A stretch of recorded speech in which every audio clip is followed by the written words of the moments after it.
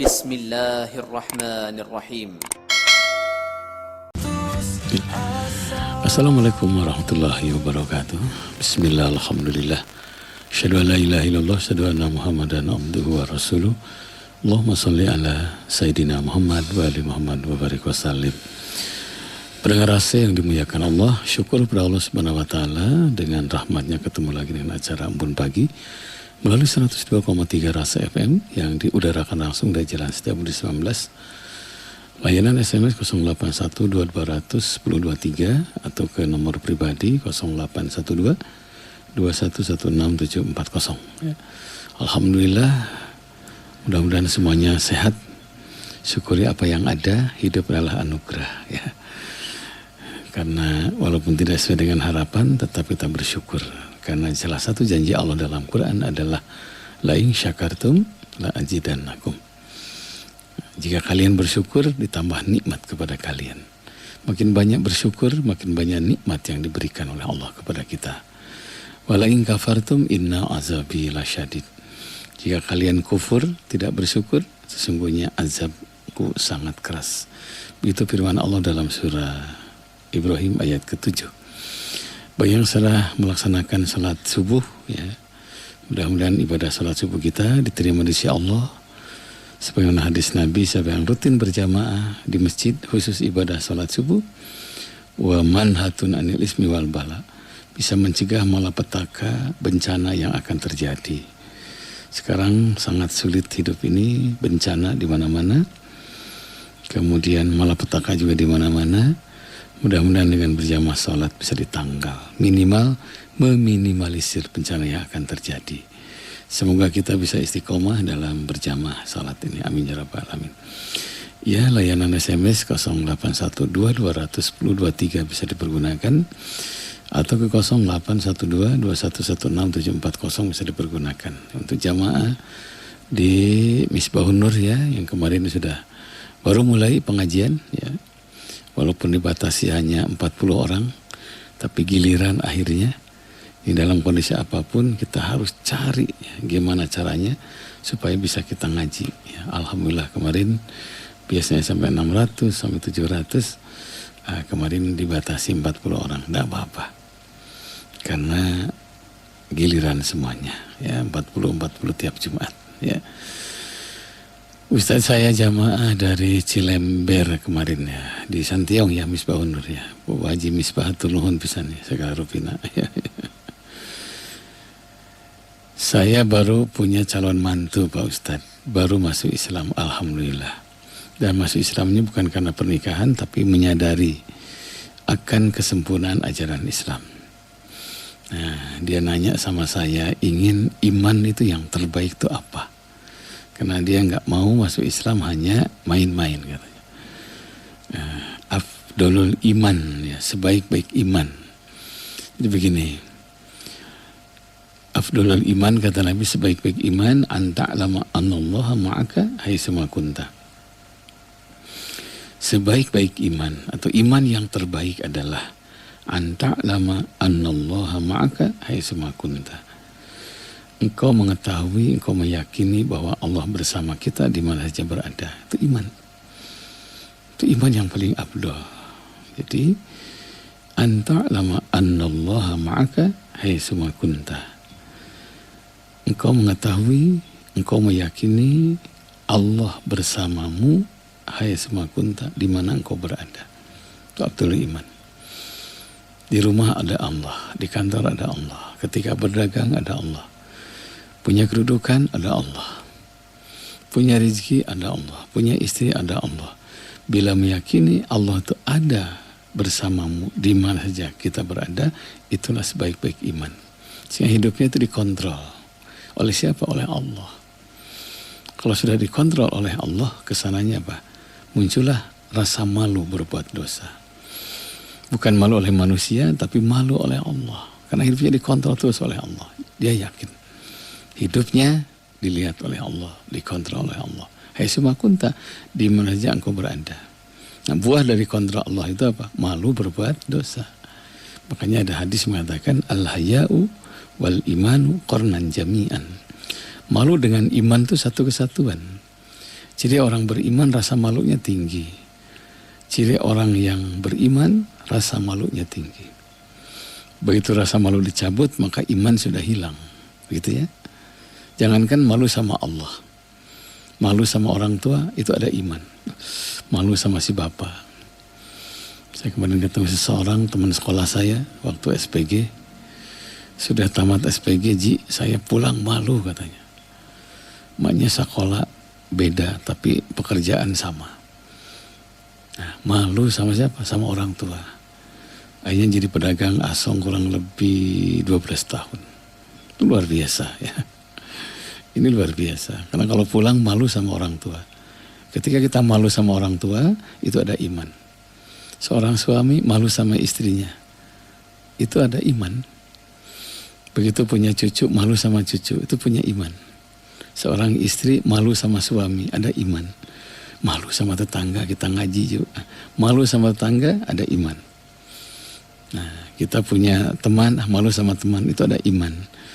Jadi iman itu bila benar hidupnya dilandasi rasa malu berbuat dosa. Minimal malu sama manusia, dan hakikatnya malu sama manusia, hakikatnya malu kepada Allah. Nah, karena malu berbuat dosa, maka orang yang beriman itu hidupnya berusaha tidak melakukan dosa sekecil apapun. Nah, kita ketahui orang yang malu berbuat dosa itu dilihat oleh Allah. Dalam Quran, bila ada daun yang jatuh, nah, jam berapa jatuhnya, jadi apa daun itu, kapan lapuk daun itu, ya tibi Allah. Allah itu tahu. Bila ada semut yang hitam di atas batu yang hitam dalam keadaan gelap gulita, Allah itu tahu. Coba, semut hitam di atas batu yang hitam dalam keadaan gelap gulita. Siram hidung, luhureun batu hidung dina kayaan poek mongkleng gitu kan. Ya tibi Allah. Allah itu tahu. Apalagi kita sebesar begini. Allah itu tahu. Makanya kalau ingin meningkatkan iman, anta'lama annallaha ma'aka haitsuma kunta. Engkau harus yakin sesungguhnya Allah bersamamu haitsuma kunta, di mana saja engkau berada. Begitu ya? Walau alam bisawab. Kalau sudah iman ada, merasa bersama Allah di mana saja berada, malu. Kedua apa? Iman itu mendorong untuk berbuat kebaikan. Karena merasa bersama Allah di mana saja berada, mendorong untuk berbuat baik. Sehingga orang beriman itu tiap hari aktif. Amalnya meningkat setiap saat. Kenapa? Malu oleh Allah. Bagaimana ketika di Depok ada 7 anak kalau nggak salah ya. Dia nabung. Kalau tabungan habis, nabung belum juga jumlahnya belum nyampe, dia kurangi uang jajannya. Bahkan ada 2 anak yang jadi karyawan ya Pertamini lah, menghitung uang. Ada yang jadi karyawan jualan minyak gitu kan, di satu ya pasar kecil di Depok gitu. Sampai terkumpullah dalam waktu berapa tahun ini uang 19.500.000. Apa yang terjadi selanjutnya? 7 anak ini pergi ke tempat penjualan hewan kurban. Nanyalah kepada seorang Pak Haji. Mungkin bahasa saya, Pak Haji ini berapa? Ini 21 juta paling kecil katanya. Anak ini mengatakan, adik ada apa kesini kata Pak Haji itu. Kami sudah nabung Pak untuk beli sapi. Ada berapa uangnya? 19.500.000. Gimana kalau ini bisa ditawar nggak 19.500.000? Si Pak Haji langsung merenung sejenak. Anak-anak kecil nabung sampai terkumpul 19.500.000. Karena adik-adik yang mau beli, bismillah katanya. Pak Haji berikan. Itu heboh kan, viral di media sosial. Anak yang nabung bertahun-tahun terkumpul 9.500.000 dan kurban. Ya wartawan kan nanya. Mungkin bahasa wartawan tuh ya tuh. Kurangi uang makan, kurangi uang jajan. Hanya untuk berkurban dan kurban untuk orang lain. Kok adik tega gitu loh. Kata anak-anak itu apa? Pak maaf, Ismail itu disembelih katanya. Nah itu coba, Ismail itu disembelih. Saya hanya dikurangi uang jajan. Itu pun kalau lapar masih ada nasi di rumah. Kalau lapar masih minta ke mama dan papa. Ismail itu disembelih. Itu apa? Jawaban iman. Kalau iman yang berbicara, dia semangat beramal saleh. Sekalipun anak kecil. Ya. Bagaimana Ibnu Umar ketika Rasul mengumumkan, siapa di antara kalian yang masih ada anak-anak muda untuk berperang, Islam membutuhkan, datanglah kan anak kecil. Namanya Abdullah bin Umar. Rasulullah SAW melihat dari atas ke bawah, kamu pulang dulu katanya, kamu masih kecil. Akhirnya anak itu pulang ke rumahnya, apa yang terjadi? Memakai pakaian bapaknya, baju bapaknya, celana punya bapaknya. Datang lagi ya Rasul, kami sudah besar. Rasul tersenyum, dan itulah semangat apa? Iman. Salat subuh dingin, tapi karena iman yang manggil, berusaha untuk salat subuh. Karena iman juga bukan hanya motivasi untuk beramal saleh, yang ketiga iman juga wa ahsin kama ahsana ilaika. Bila berbuat baik dia persembahkan yang terbaik. Itu iman. Ya. Jadi sampaikan kepada calon mantu ibu, kalau ingin orang beriman, satu, malu berbuat dosa. Yang kedua, apa? Jadikan iman itu motivasi untuk berbuat kebaikan. Jangan puas dengan amalan yang ada. Sudah zuhur, asar, maghrib, isya, subuh, belum puas, tambah rawatib. Sudah rawatib, sudah salat wajib, belum puas, berjamaah salat. Sudah salat wajib berjamaah, sudah qobliyah ba'diyah, belum puas juga, hidupkan tahajud. Itu motivasi, hanya dengan iman. Yang ketiga, wa ahsin kama ahsanallah ilaika. Persembahkan yang terbaik sebagaimana Allah persembahkan yang terbaik untukmu, begitu ya. Jadi suami nanti kalau sudah nikah, jadilah suami terbaik. Izin Allah dapat kerjaan, jadilah karyawan terbaik. Izin Allah punya keturunan, jadilah bapak terbaik. Masuk lingkungan, jadilah anggota lingkungan terbaik. Jadi orang beriman tuh selalu mempersembahkan yang terbaik untuk dirinya dan untuk orang yang ada sekitarnya. Itu saja 3 ya. Dan itu akan terjadi apabila anta'lama annallaha maka haitsuma kunta. Engkau yakin Allah bersamamu di mana saja engkau berada. Begitu ya. Wallahu a'lam bishawab. Berikutnya, Assalamualaikum warahmatullahi. Pak Ustadz, saya agak bingung dengan perlakuan ibu saya almarhum, maaf tidak bermaksud menjelekan. Karena saya merasakan dari 4 anak itu saya merasa anak tirikan. Sementara anak yang nunggal itu merasa anak emaskan. Apakah tindakan orang tua itu dibenarkan atau tidak? Jadi begini ya. Mungkin kalau anak sama orang tua namanya durhaka ya. Kalau orang tua sama anak mungkin bahasa yang pas tuh keliru gitu loh. Salah satu kekeliruan orang tua itu bila menganak emaskan salah satu anak. Salah satu kekeliruan orang tua itu bila menganaktirikan satu anak. Karena hadisnya jelas kan. Ittaqullah wa'dilu baina auladikum. Bertakwalah kalian kepada Allah dan berlaku adillah di antara anak-anak kalian. Bahkan hadis yang lain wa akrimu auladakum, muliakan anak-anak kalian. Jadi berlaku adillah diawali dengan hadis itu kan. Ittaqullaha wa'dilu baina auladikum. Itu hadis Imam Bukhari, hadis Ibnu Hibban juga ada. Bertakwalah kalian kepada Allah wa'dilu baina auladikum, dan berlaku adillah kalian kepada anak-anak kalian. Kenapa diawali dengan takwa? Coba. Takwa itu waqoyaki wikoya, hati-hati artinya. Hati-hati kalian kepada Allah. Waspada kalian kepada Allah. Teliti kalian kepada Allah. Berikutnya wa'dilu baina auladikum, dan berlaku adillah kalian kepada anak-anak kalian. Jadi anak-anak kalian. Jadi semuanya harus berlaku adil. Ada adil secara materi. Umpamanya sekolah nih. Sekolah semuanya. Kalau orang itu sudah menyekolahkan, ada anak yang tidak mau, itu lain soal. Karena sudah berusaha. Ada rezeki, kasih rumah semuanya. Ada uang, kasih uang semuanya. Si A umpamanya karena nunggal dikasih beda, itu jangan lupa, keliru itu. Nah kecuali kalau pemberian karena prestasi, itu lain lagi. Kumpulkan semuanya. Saya pernah datang ke satu keluarga, anaknya 3. Saya bilang, acara apa nih Pak? Ini syukuran Pak Ustadz.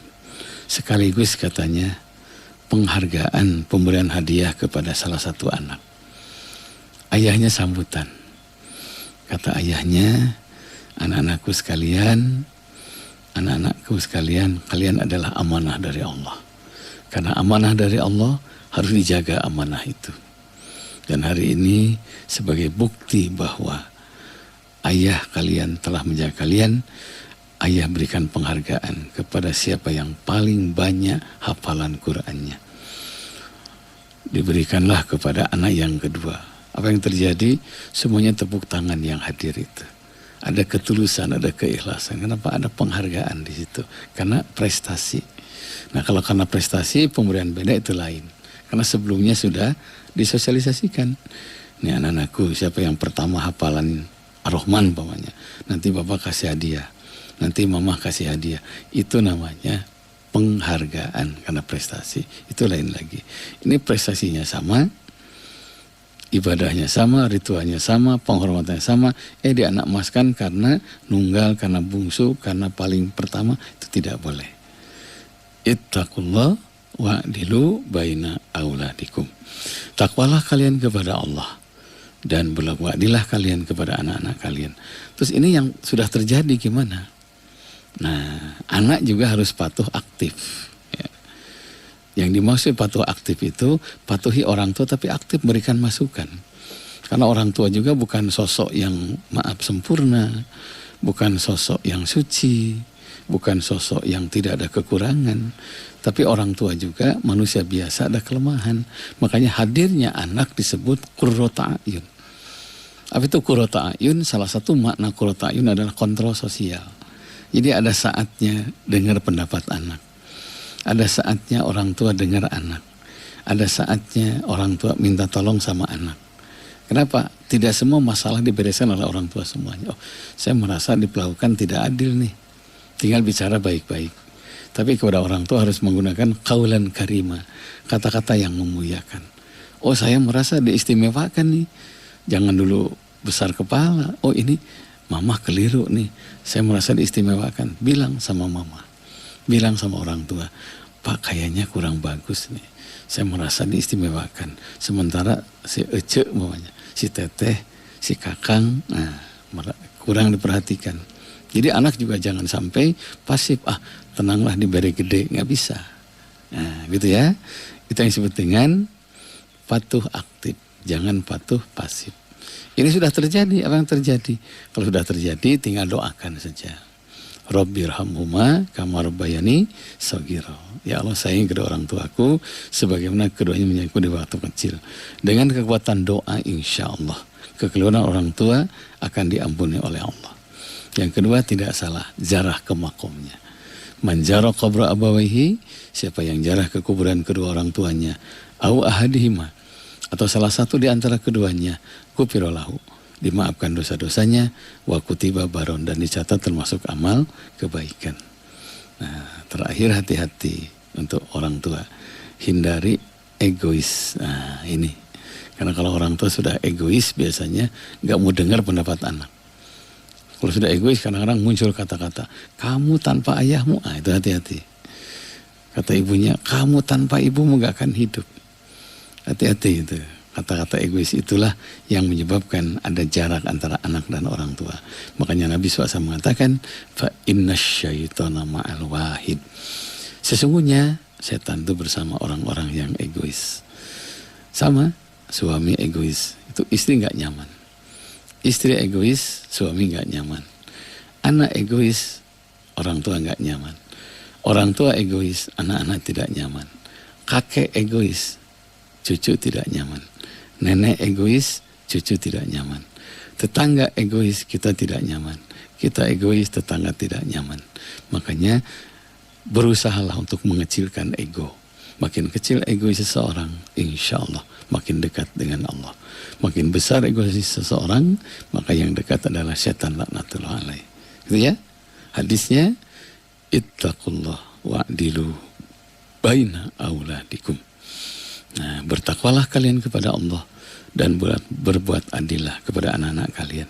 Sama nih dengan sahabat-sahabat saya yang ngajar di kelas. Jangan saya memang anak emas kan, satu anak, gak boleh.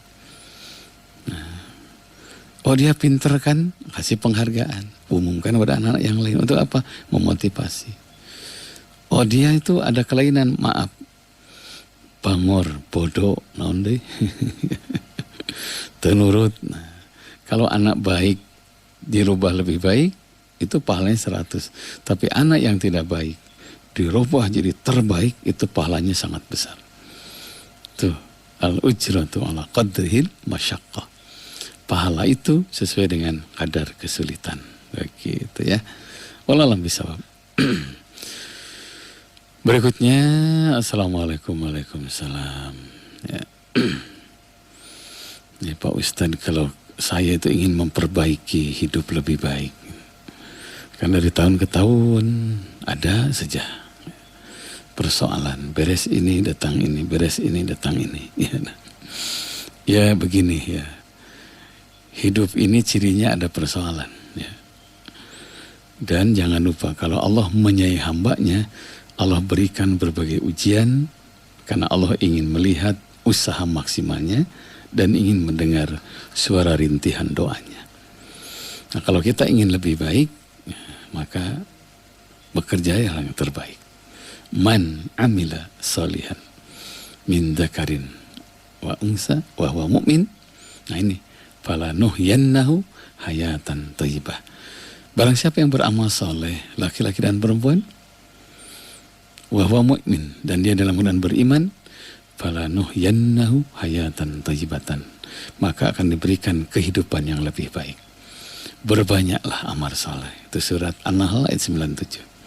Man amila salihan min dzakarin aw wa unsa wa huwa mu'min falanuhyannahu hayatan thayyibatan. Barang siapa yang beramal saleh, laki-laki dan perempuan, laki-laki dan perempuan. Jadi siapa di situ? Suami istri. Siapa yang beramal saleh, suami dan istri, gitu kan? Anak laki, anak perempuan. Jadi dalam beramal soleh itu semuanya punya kesempatan yang sama. Wa huwa mu'min, dan dia dalam keadaan beriman. Falanuhyannahu hayatan thayyibatan, maka pasti akan diberikan kehidupan yang lebih baik. Apa itu amal soleh? Amal yang bermanfaat untuk dirinya dan untuk orang lain. Itu amal soleh. Amal soleh. Ada amal soleh ritual. Nah gini, amal soleh ritual itu. Sudah sholat 5 waktu, alhamdulillah. Naikkan berikutnya, sholat tahajud. Belum juga berubah hidup ini, sholat duha. Belum juga berubah, rutin baca Al-Quran. Belum juga berubah, rutin sedekah. Belum juga berubah, ikut menyantuni yatim miskin. Nah, silahkan. Nah nanti sudah ritual semuanya, berikutnya amal soleh juga. Apa? Sosial, mangga terus saja bekerja keras. Terlalu banyak hidupnya dari nol, karena amal solehnya cukup banyak, makin lama makin baik hidupnya karena amal soleh. Begitu ya. Wallahu a'lam bishawab. Itu surah An-Nahl ayat ke-97. Berikutnya, assalamualaikum, waalaikumsalam. Pak Ustadz Damang, alhamdulillah. Terus terang Pak Ustadz, saya punya keahlian yang tidak sesuai dengan pekerjaan. Karena ijazah saya tidak nyambung dengan pekerjaan. Saya seorang dokter, alhamdulillah di Fakultas Kedokteran dari universitas ternama. Tapi pekerjaan saya berbeda, tidak jadi dokter, tapi saya buka bengkel. Karena keahlian saya merasa di situ lebih lebih kahartos katanya. Apakah saya mengkhianati satu ilmu atau bagaimana? Ya begini ya. cari ilmu itu kewajiban. Ilmu apapun. Saya mau belajar kedokteran, mangga. Itu kewajiban. Beres kedokteran, saya ingin jadi cari ilmu pertanian, mangga. Jangan puas dengan satu ilmu, dalami. Tapi kalau bekerja bukan kewajiban, tapi keahlian, gitu ya. Jadi cari ilmu kewajiban, kalau kerja keahlian. Makanya banyak ijazah yang tidak nyambung dengan pekerjaan. Banyak teman-teman saya itu dari AIN semuanya. Punten, ada yang pedagang, ada yang petani, ada yang jadi pemborong, bahkan terakhir dia buka rental mobil, ada juga yang jualan bakso tahu, ada yang jualan keripik, bahkan ada yang ternak kambing. Ya. Tidak masalah, silakan. Itu ya Kang ya, lanjutkan saja. Buktikan sama orang tua bahwa kami bisa hidup walaupun pekerjaan kami beda dengan ijazah kami, gitu ya. Berikutnya, Assalamualaikum. Waalaikumsalam. Saya disakiti oleh orang lain, Ustaz. Adakah doa dalam Al-Quran?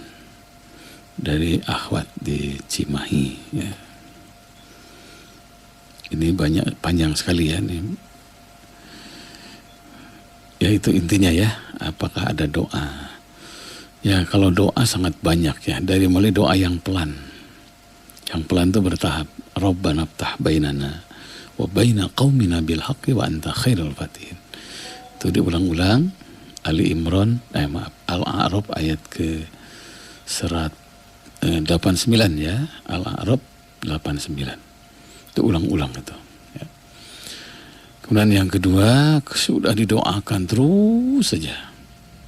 Belum juga, mulai ini ada doa yang agak keras di dalam Quran itu ya. Rabbana atihim di'faini minal azab wal anhum la'nan kabira. Itu. Ya Allah, berikan siksa 2 kali lipat dan laknat dengan laknat yang besar. Itu Al-Azab ayat 68. Ya Allah, berikan azab 2 kali lipat. Kalau ada dalam Quran berarti boleh dibaca dalam kondisi tertentu. Kita disakiti secara fisik gak bisa melawan, udah doa saja. Jangan lupa, sangat besar dosa seorang bila menyakiti yang tidak ada pelindung di antara manusia kecuali dia orang hanya berlindung kepada Allah. Itu sangat besar. Wala kaya masih disakiti. Itu sangat besar. Dia hanya bisa berlindung kepada Allah. Nah itu doanya. Atau ada doa yang lain dari Nabi, Allahumma jilhum wa jilhum. Ya Allah, hancurkan mereka dan goncangkan mereka. Walaupun kita tidak berdoa, kalau kita disakiti, yakini Allah akan memihak kepada orang yang disakiti. Makanya udah yang aman, berdoalah yang baik-baik. Nah, jadi kalau dia salah, ya Allah ampuni dia. Kalau saya yang salah, ampuni saya. Aman gitu. Tapi udah terlalu sampai segala macam, udah doanya itu. Bahkan ada doa, if'al bi'adaina, hancurkan musuh-musuh kami, kama fa'alta bi ashabil fil. Sebagaimana kau hancurkan tentara gajah kan. Nah, dengan burung ababil kan itu. Dan ada doa yang lain. Salah satunya itu aja tahap pertama. Al-A'raf 89. Rabbana ftah bainana wa baina qaumina bil haqqi wa anta khairul fatihin. Itu ya. Ya Kang Sugiana ya Pak Haji, alhamdulillah. Saya dengar sudah siaran lagi Pak Ustadz. Ya kemarin saya agak sakit ya karena terserang paru-paru basah ya. Informasi saja sembuhnya dengan mengkudu ya, mengkudu di jus. Alhamdulillah sehat ya. Pakai madu itu rutin ya. Harusnya kan minum obat yang warnanya merah tuh. Sedangkan badan saya belum menerima obat itu, muntah terus. Dan alhamdulillah sembuhnya dengan jus mengkudu pakai madu asli. Alhamdulillah atuh nuhun ya Kak wargi-wargi nutos masihan wartos ya. Ya berikutnya Assalamualaikum. Waalaikumsalam. Saya terus terang Pak Ustadz baru saja jual warisan. Di antara keluarga kakak beradik itu ada yang ngotot satu orang. Dan semua tahu apa yang diminta itu tidak wajar. Gimana sikap kita? Ini hati-hati ya, hati-hati menyikapi. Karena yang namanya peninggalan itu kalau salah menyikapinya jadi sumber pertengkaran. Kenapa dalam doa jenazah ada Allahumma la tahrimna ajrahu wa la tabtina ba'dahu. Terjemah bebasnya, ya Allah, jangan menimbulkan pertengkaran setelah orang ini meninggal. Saya sempat merenung kenapa ada doa itu dalam salat jenazah. Itu ada isyarat bahwa pertengkaran antar keluarga itu minimalnya dua. Satu karena peninggalan. Kedua karena pernikahan, gitu. Nah, untuk ini yakini bila orang itu meninggal dunia, konsepnya allazina idza asabatu musibah qalu inna lillahi wa inna ilaihi raji'un. Nah, kami dari Allah dan kembali kepada Allah. Yang meninggal itu semuanya kembali kepada Allah. Dirinya, hartanya kembali kepada Allah. Nanti Allah mengatur dengan bab waris. Jadi kalau harta kita ikhlas diatur dengan Allah oleh bab waris, itu bagian dari ibadah. Karena bagian dari ibadah, siapa yang tidak menerima berarti bagian dari dosa. Nah, Allah ngatur laki-laki segini, perempuan segini, itu ada hitungannya. Kalau salah satu ngotot dan ngototnya itu dia mempertahankan bertang dengan Al-Quran, maka wajib diluruskan. Cuma cara meluruskannya, kalau tidak menerima pendapat kita, datangkanlah tenaga ahli. Gini loh. Nah, karena kita dianjurkan kan udkhulu fis-silmi kafah. Masuklah ke dalam Islam dengan menyeluruh. Salat perintah Islam, saum perintah Islam, zakat perintah Islam, haji perintah Islam, waris pun perintah Islam. Nah, cuma tentu musyawarah dengan baik. Kita mulai ngobrol, saya pernah ketemu dengan orang yang 10 tahun pembagian waris tidak nyambung-nyambung karena ngotot. Akhirnya bertahap, terus bertahap. Alhamdulillah dengan penasehat sesepuhnya, ada ustadz-ustadahnya, alhamdulillah. Sekarang beres royes kata orang Sunda, tenang gitu ya. Nah, kedua, pertengkaran itu karena apa? Pernikahan. Jangan lupa setiap yang meninggal dunia pasti punya pasangan. Abdilhu zaujan khairan min zaujihi, kan ada doanya itu. Ya Allah, gantikan pasangannya yang lebih baik dibandingkan pasangan yang ditinggalkan di dunia. Itu dipastikan setiap yang meninggal punya pasangan. Berarti itu isyarat yang ditinggalkan istri, ditinggalkan suami boleh menikah lagi. Dan menikah lagi bukan berarti mengkhianati almarhum almarhumah. Nah, karena boleh menikah lagi, maka hati-hati, anak harus dilibatkan. Komunikasilah dengan baik. Ini ada kasusnya. Saya anggap ini uswah buat kita, teladan, uswah hasanah. Meninggal istrinya, anaknya 4. Yang paling kecil baru TK. Yang paling besar SMA kelas 2. Bisa dibayangkan itu. Dia bilang sama saya, Ustaz, saya tidak akan menikah lagi sebelum yang paling kecil masuk SD atau SMP. Pak, saya bilang jangan ada cita-cita seperti itu. Udah pasrahkan kepada Allah. Karena pasti setiap ada peristiwa ada hikmah. Kenapa kita dianjurkan baca doa Robbi habli hukma wa alhikni bisolihin. Ya Allah, berikan kepadaku hikmah dan kelompokkan aku menjadi orang yang saleh. Tagih kepada Allah, ya Allah, berikanlah hikmah yang baik dengan wafatnya istri saya. Kalau anak yang meninggal, ya Allah, berikanlah hikmah yang baik dengan diwafatkannya anak saya. Kalau ibu yang meninggal, ya Allah, berikanlah hikmah yang baik dengan diwafatkan ibu saya. Itu ada doa yang bagusnya. Robbi habli hukma wa alhikni bis solihin. Itu surat Asy-Syu'ara kalau nggak salah. Apa ayat 83, apa ayat 87. Bisa dilihat tuh surat 26.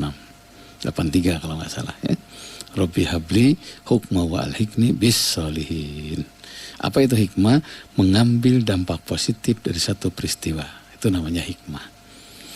Nah, akhirnya apa yang terjadi? Benar.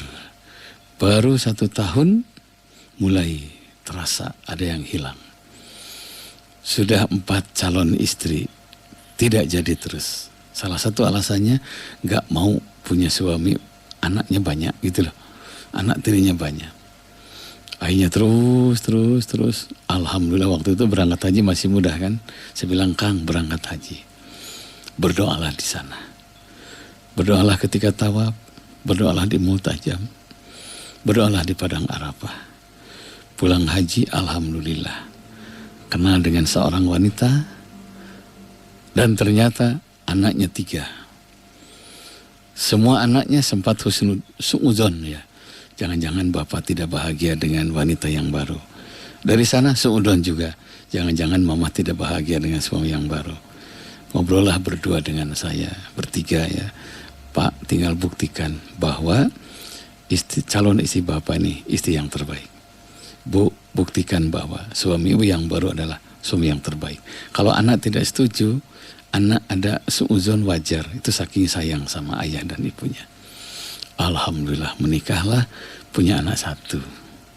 Nah, jadi 4 dengan 3, 7, jadi 8 anaknya. Saya diundang syukuran ke 4 tahun anak bungsunya dari berdua ini. Apa yang terjadi? Dari si bapak memberikan sambutan anaknya. Dari si ibu berikan sambutan anaknya. Kami sempat bersuudzon. Saya khawatir ayah saya tidak bahagia. Kata dari sana, saya khawatir ibu saya tidak bahagia. Ternyata katanya, alhamdulillah.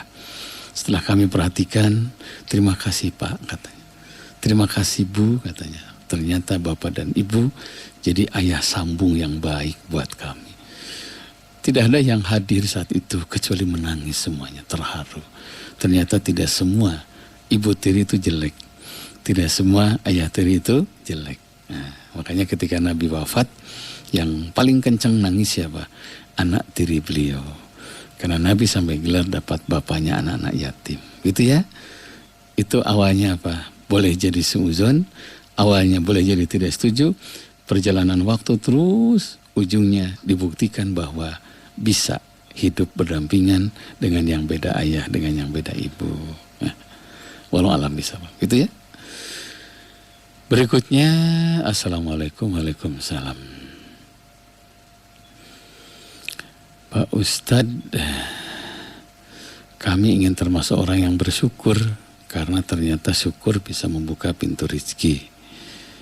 Gimana bersyukur di rumah? Saya seorang ibu rumah tangga karena dulu bekerja dilarang oleh oleh bapak saya. Karena ingin fokus ngurus suami dan anak-anak. Ya bersyukur itu artinya berterima kasih ya. Bersyukur itu berterima kasih. At-tahaddusu bi ni'matillah syukrun. Menyebut-nyebut nikmat Allah adalah syukur. Gitu. Pokoknya gini nih.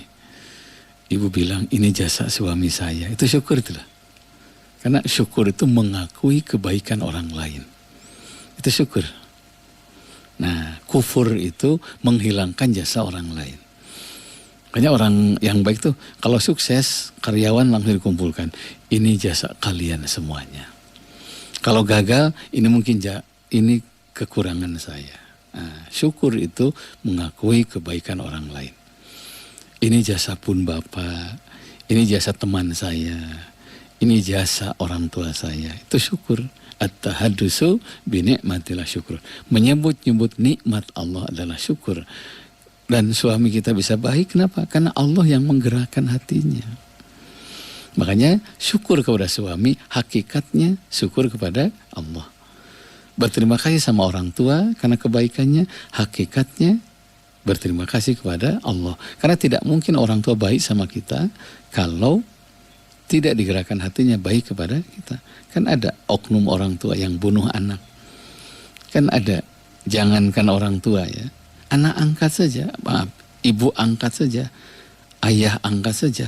Kalau sudah digerakkan baik, banyak yang hidup layak karena dibiayai, dibantu oleh orang tua angkatnya.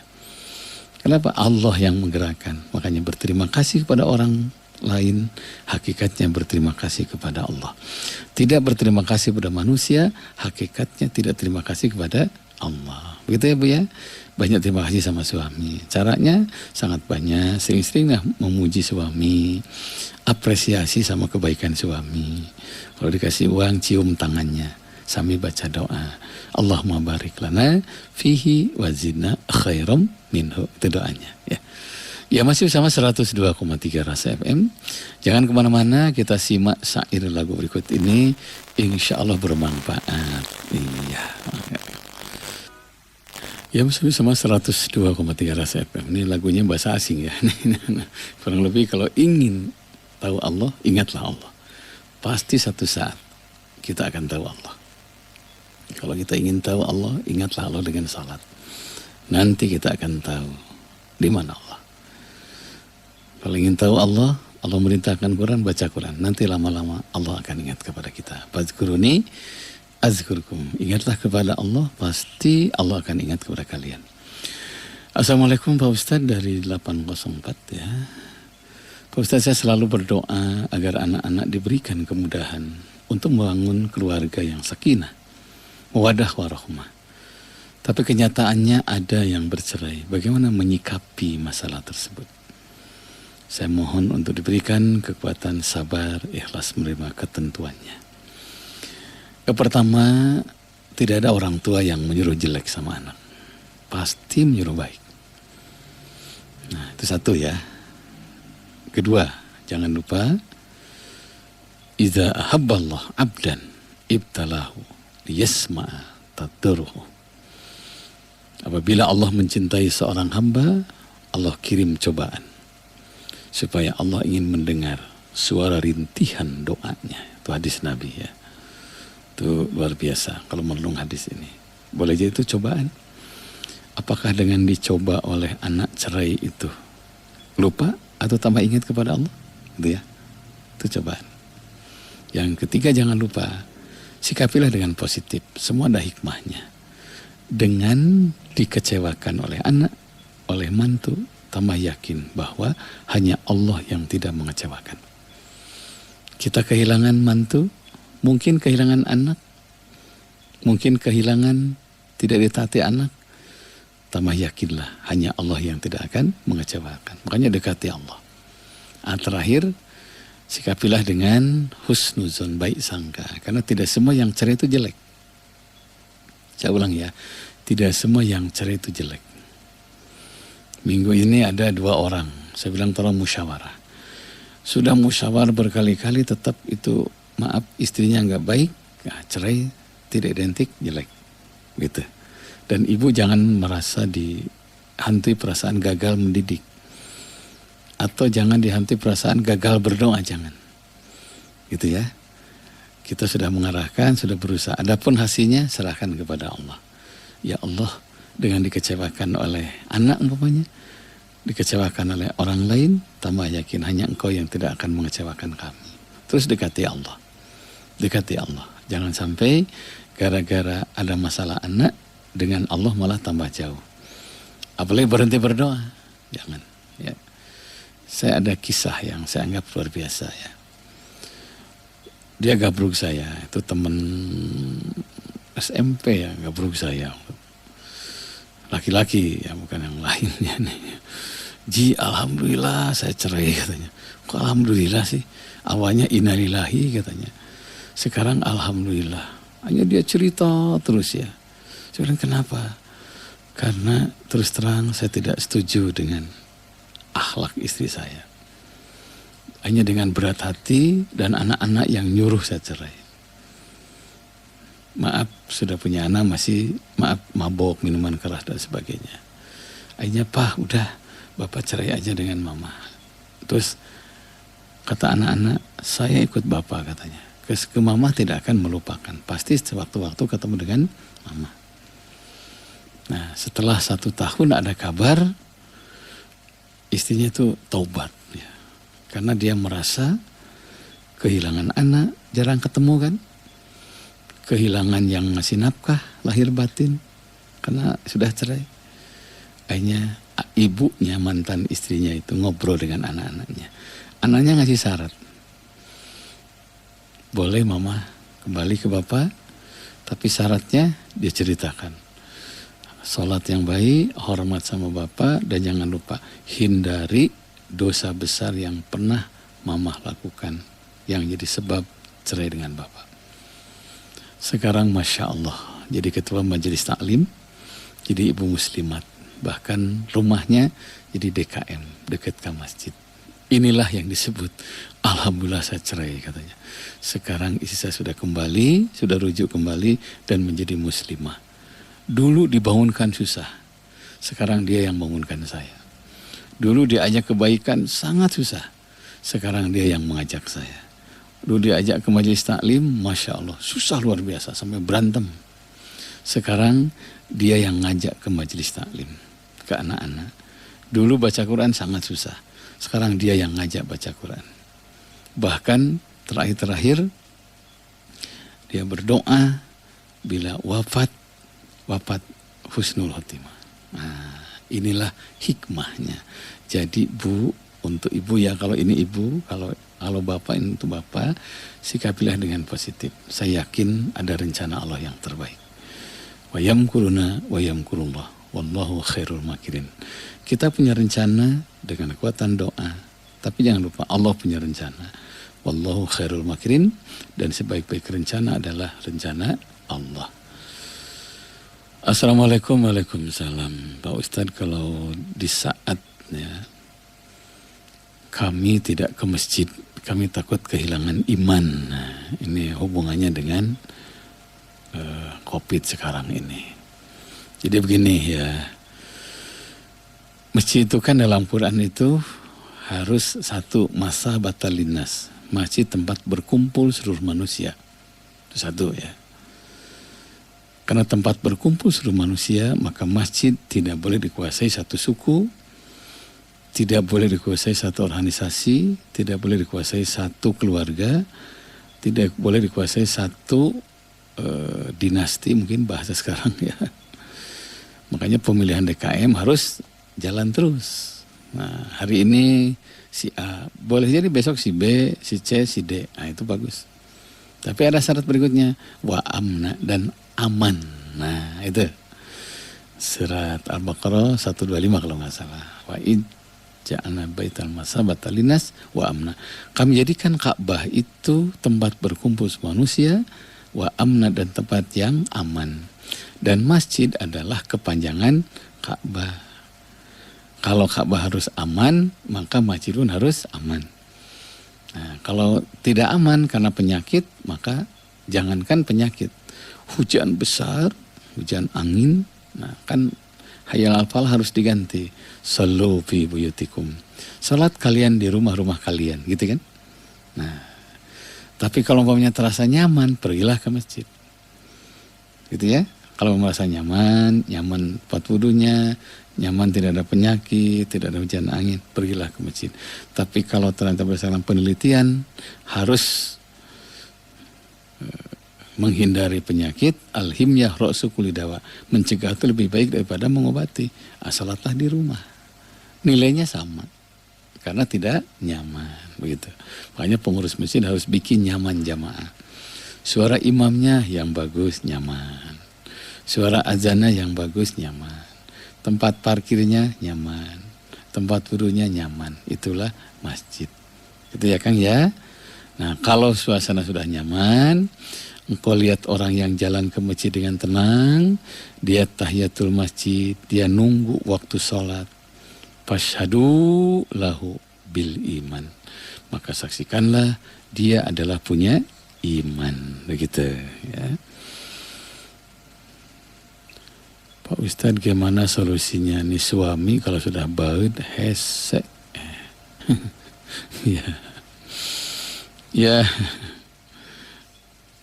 kalau saya sih gini ya, rumah tangga itu salah satunya bisa damai, bisa seperti surga karena kalau sudah kecil ego ya. Selama dia berantem terus susah minta maaf, berarti egonya masih tinggi. Kalau suami ego, nah ibu jangan ego, ibu yang mengalah. Karena setan tuh paling seneng kalau pertengkaran tuh merembet. Ya. Pokoknya gini nih, ibu rutin jamaah sholat, berantem, setan paling seneng, udah berjamaah, keur ambak teh ulah, tetap berjamaah. Mungkin hanya suara amin lah yang beda ya, kalau lagi saling menyayangi kan, waladhdallin amin, keur pasnya amin pondoknya. Amin sia, make sia segala. Jadi kalau ibu yang terus mencairkan suasana, pergi ke pasar, oh ya awu gitu kesangan si bapak, meser awu, pak mau meser awu, tetap nanti insya Allah dengan cara itu lama-lama suami tahu, ternyata istri saya nggak marah nih, apa buktinya ada awu gitu kan. Nah nanti dia mau pergi olahraga, siapkan bajunya. Kita mau makan, siapkan makanannya. Dia mau pergi, antar sampai pintu. Doakan. Insya Allah. Itu yang disebut dengan idfa billati hiya ahsan. Tolak yang menyakiti dengan prestasi kebaikan. Gitu. Pak, assalamualaikum, waalaikumsalam. Nyuhunkeun pidoana ayeuna teh pun biang nuju teu damang. Stroke sapalih nu palih kanan tikawit sampean pundak teu tiasa digerakkeun, nyuhunkeun doana sareng manawi uninga kedah ngaleut landong naon sareng diterapina kedah ka mana. Coba ya, kalau pengalaman saya itu stroke itu bisa dengan sengat lebah ya. Kang siapa nih? Oh Kang Hamdan ya. Kang Hamdan coba ke Ciburia saja janjian dengan Pak Haji Aib. Nanti Pak Haji Aib beliau ahli dan sengat lebah. Karena beberapa yang sembuh ya stroke ringan itu dengan sengat lebah. Karena salah satu obat yang dicantumkan dalam Quran adalah an-nahl, lebah ya. Begitu. Pak Ustadz, ya suami sudah jauh beda usia dengan saya. Terus terang nafkah lahir terpenuhi, dia ngasih mobil, dia rumah. Tapi nafkah batin tidak saya dapatkan. Suami saya bilang, kalau kamu minta cerai silahkan. Cari nu jag-jag. Ya, gini ya. Suami itu menghidupi dan hidup yang penting tuh ya. Jadi gini, kan sebelum nikah mungkin sudah dipertimbangkan ya. Karena beda usia. Itu ya, makanya ada ta'aruf di situ ya. Nah, ta'aruf itu mengenal al-ana'u minallah. Sikap pertimbangan, penuh perhitungan datang dari Allah. Wal ajalatu minasyaitan. Tergesa-gesa dalam memutuskan pernikahan boleh jadi datang dari setan. Kenal dulu siapa anak orang tuanya, apa pekerjaannya, termasuk apa usianya. Kalau sudah dikenal, oh usianya ternyata terlalu jauh. Udah sabar. Sabar itu bukan segala baru. Sabar itu tarkus syakwa min alamil ikhtibar ila billah. Menghilangkan keluh kesah di saat pedihnya derita kecuali kepada Allah. Ya Allah, kalau ini ladang pahala buat saya, berikan kesabaran. Ternyata ini libidonya tinggi nih umpamanya ya. Karena anggaran dasar nikah itu kan hubungan intim. Namanya junub kan. Nah, suami udah ngasih isyarat. Ma'ruf lah di situ. Apa ma'ruf itu? Awalnya baik berujung dengan baik. Gitu ya. Udah banyak doa.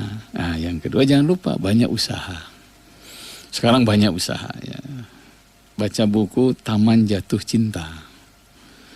Kalau nggak salah ada halaman 400-an itu. Ada doa supaya sehat. Supaya energik ya suami itu. Ada sahabat baca doa itu terus. Alhamdulillah sampai tua maaf dia normal. Itu satu ya. Ramuan juga boleh. Kalau mau coba teh ya silakan. Bandrek Abah tambah telur bebek. Bagus itu. Saya dengar dari Pak Camat Ciwidey dulu ya. Itu. Saya ulang ya. Bandrek Abah tambah telur bebek. Carilah di daerah Ciwidey ada bandrek Abah. Nah, tambah telur bebek. Nah, minumnya rutin. Kalau tidak silakan. Tempe asli tambah madu asli tambah gula merah. Itu gula merah 1 sendok makan, madu asli 1 sendok makan, tempe 1 ons, di jus disatukan dengan air panas. Minum rutin sebelum tidur, bangun tidur. Insya Allah itu juga bagus. Kalau tidak masih juga ada masalah, coba dipijit. Ya, boleh ya ke nomor saya nanti telepon. Saya tunjukkan refleksi untuk punten hubungan suami istri. Gitu ya, walau alam bisawab. Ya. Assalamualaikum Pak Ustadz. Waalaikumsalam. Aya wae nu naroskeun teh mohon cing. Ya begini ya. Saya dengan ikhwan di Buah Batu 257 ya. Ini saya sudah ditinggal istri, sekarang dijodohkan dengan dijodohkan dengan tetangga oleh keluarga saya. Tapi saya terus terang saya tidak cocok, gimana ya? Ya terbuka ya, karena yang namanya nikah tidak cukup nyaah tapi kedah bogoh. Nikah itu tidak cukup sayang tapi harus mencintai.